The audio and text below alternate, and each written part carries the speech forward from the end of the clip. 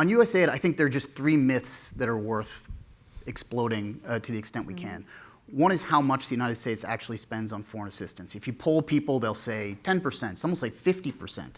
The answer is actually less than 1% of the federal budget goes to this. So, they can eliminate it overnight. It is not going to solve or even meaningfully address the deficit debt problem that they are focused on. The second is that USAID is focused on problems over there, and we need to focus on problems over here. Well, if there's one thing we've learned in the last 5 years, it's problems, especially the problems that USAID is focused on, pandemics, for example, that start over there will end up over here. Economies that disintegrate far away are going to lead to migration crises at our own border. So even something that this administration actually quite concerned about.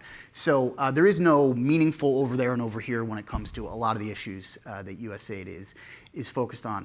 And the last is, I think, Christiane's very important point, that this is not uncontested space anymore. Right. It used to be just the United States that was going around doing all these things all over the world.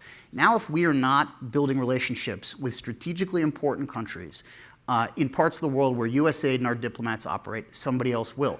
Russia is extremely active in Africa, in addition to China being extremely active in Africa. They can tell their companies, state-owned companies, go and do business in this place that really matters. We don't have that ability. Yeah. So we've got to use the tools we have as opposed to taking the tools we have and discarding them.